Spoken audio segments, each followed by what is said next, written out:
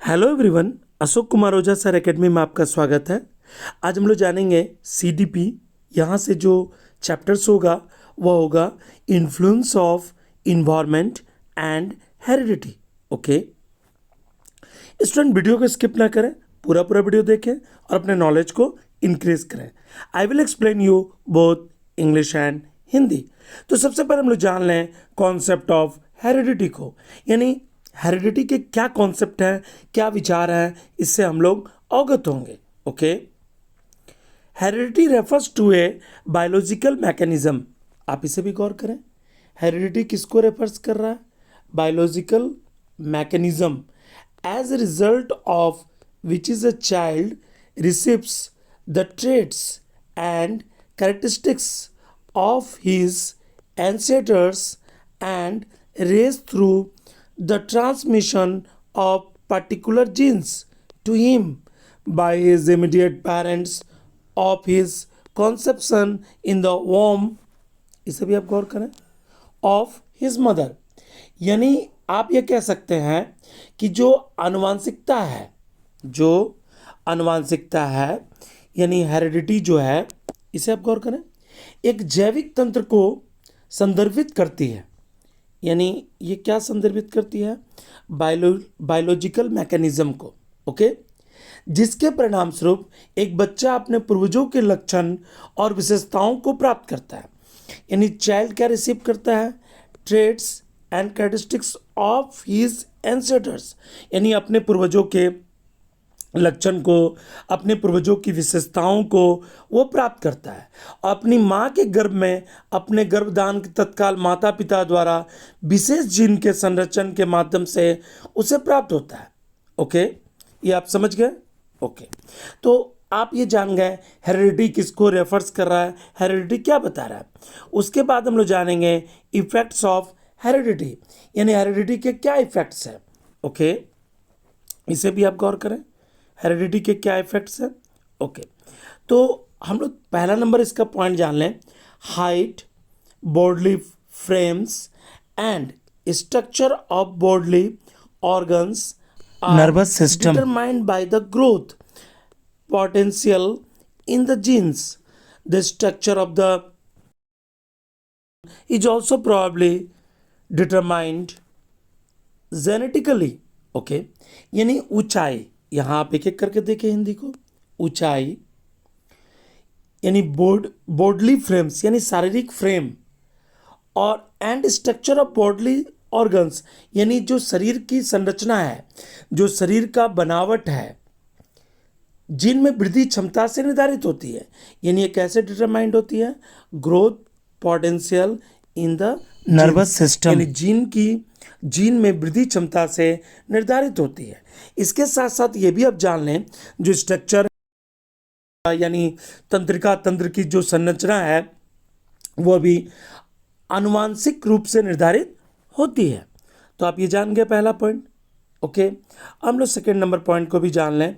Second number point क्या कह रहा है? तो सेकेंड नंबर पॉइंट क्या कह रहा है, इसे आप गौर करें। ओके, सेकेंड नंबर पॉइंट में सबसे इंपॉर्टेंट बात क्या बताया जा रहा है?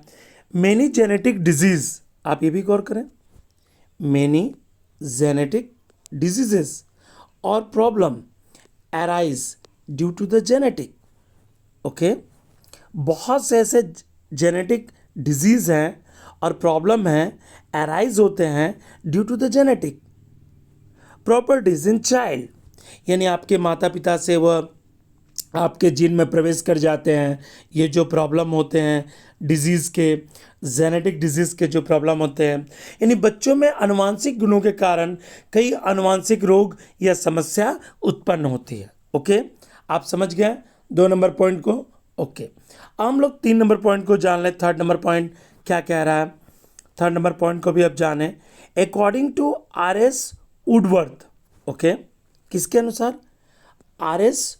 वुडवर्थ के अनुसार, heredity covers all the factors that are presented in the individual when he begins life, not at birth but at the time of conception about 9 months before birth। ये किसने कहा था? ये कहा था अकॉर्डिंग टू R.S. वुडवर्थ ने।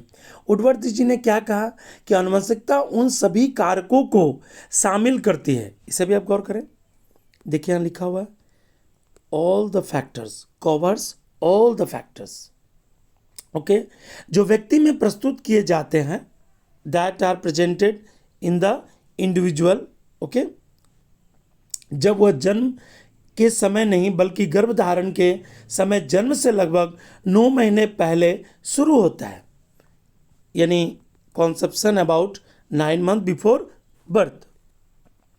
अब third number point को भी जान गए, हम लोग फोर्थ नंबर पॉइंट को जान लें कि फोर्थ नंबर पॉइंट क्या कह रहा है।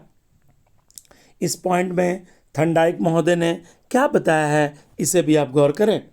According to Thorndike the real cause of child's power is heredity. देखिए थर्नडाइक महोदय ने कहा है, थर्नडाइक के अनुसार बालक की शक्ति का वास्तविक कारण आनुवांशिकता है, यानी बालक की जो शक्ति है उसका वास्तविक कारण क्या है, आनुवांशिकता है। ओके, आप इस पॉइंट को भी समझ गए। ओके, हम लोग आगे बढ़ते हैं। हम लोग जानते हैं मीनिंग ऑफ इन्वायरमेंट, इन्वायरमेंट का क्या मीनिंग होता है, इसे भी आप गौर करें। ओके, इसके मीनिंग को आप समझें। Environment is everything that is around us. देखिए आपके आसपास में जो कुछ भी है वो क्या कहलाता है, इन्वायरमेंट कहलाता है, यानी पर्यावरण वो सब कुछ है जो हमारे आसपास में है। Okay, living things live in their environment. Okay, जीवित चीजें अपने वातावरण में रहती हैं।